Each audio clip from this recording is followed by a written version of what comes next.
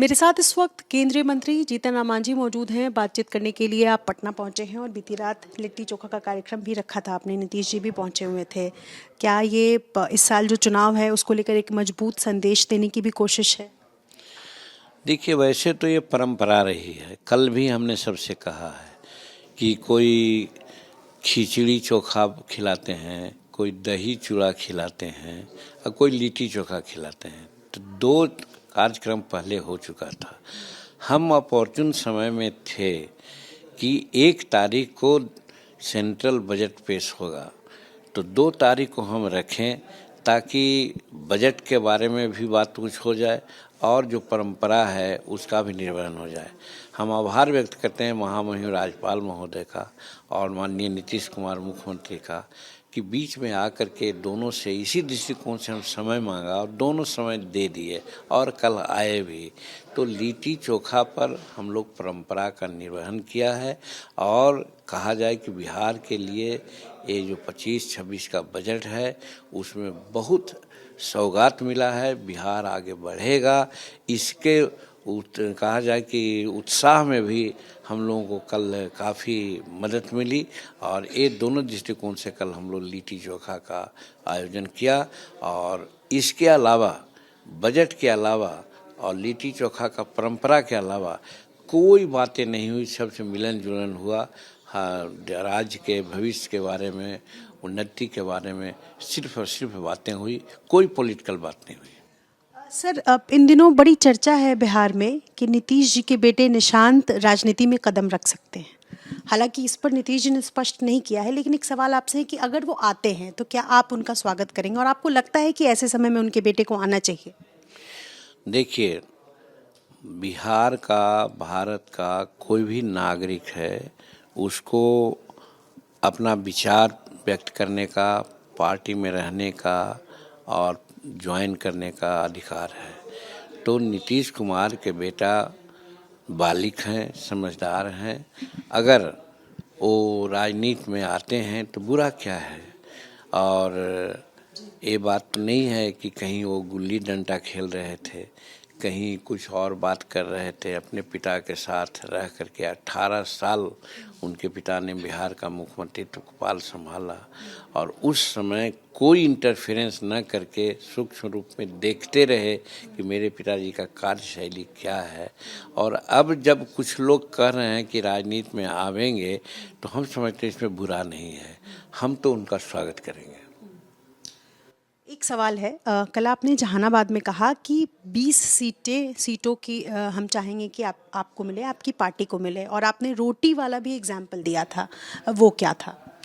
देखिए, हमारे कार्यकर्ता बहुत उत्साहित हैं और उत्साहित इसलिए हैं कि जहां हम जाते हैं, आप देखे होंगे कल हम घोसी ऐसे जगह में जहां माले का गढ़ है, वहां भी करीब 7-8 हज़ार आदमी थे और सब वही लोग थे जो माले के साथ रहते थे। तो उनको उत्साहित करने के लिए हमने 2 बातें कल कही कि तुम इसीलिए ना उनके साथ रहता था कि एक झंडा पकड़ा देता था और ब्लॉक में ले जाता था कि तुमको ज़मीन दिला देंगे, पेंशन दिला देंगे, इंदिरा आवास दिला देंगे। ये सब झूठ बोल के ले जाता था। और हम जब मुख्यमंत्री हुए तब जानते हो 3 डिसमिल का 5 डिसमिल हमने कर दिया। ज़मीन देने के लिए हमने अभियान दखल दहानी चलाया और बिहार के असेंबली में जब हम थे तो हमने कहा कि यहाँ 18 लाख एकड़ ज़मीन है सब मिला करके, और यहाँ 11 या 12 लाख लोग ऐसे हैं जिनके पास ज़मीन नहीं है।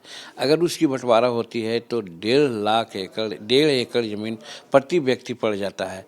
तो वैसा कराने के लिए हम विधानसभा में बोल रहे थे कि भाई ये बात है। दूसरी बात कि जिस पार्टी के साथ आज माले, सीपीआई या वाईपीएफ हो गया है, वही पार्टी के लोग जो भी 4 लाख ज़मीन एकड़ बची है उसका पर्चा मिला है, होमलैंड का पर्चा मिला है, उसमें 70 से 80% ज़मीन पर राष्ट्रीय जनता दल के लोगों का आधिपत्य हो गया है।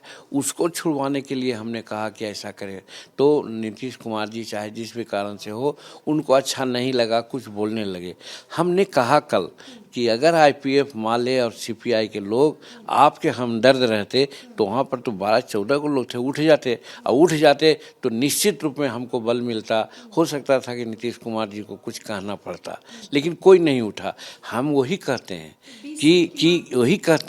कि हम सीट हमको जितना मिले, 40 भी मिल सकता है, 50 भी मिल सकता है, 35 भी मिल सकता है, लेकिन हम मांग कर रहे हैं कि हम 20 सीट भी जीत करके असेंबली में चले गए तो ये सारे कामों को हम इम्प्लीमेंट करा देंगे। और रोटी वाली बात कीजिए, थोड़ा अच्छा एग्जांपल। नहीं, वो हमने कहा कि हम एनडीए में हैं, एनडीए में 5 भाई हम लोग हैं, तो 5 भाई में अगर 4 रोटी की बात है तो 2 भाई बड़े बड़े शेयर लेकर के हैं, तो 3 रोटी उनको मिल गई, बाकी और बचते हैं तो 2 रोटी में बंटवारा होगी, तो 2 रोटी में हमको जो उचित हिस्सा मिलना चाहिए, यही तो मैंने कहा था।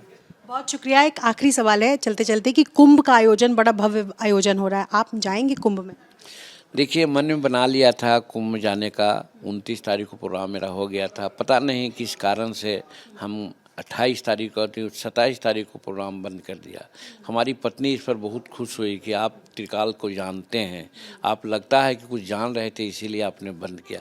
हम भी धौंस जमाया कि क्या समझते हो कि हम बुद्धू हैं, इसीलिए हम समझते थे कुछ होगा इसलिए नहीं गए।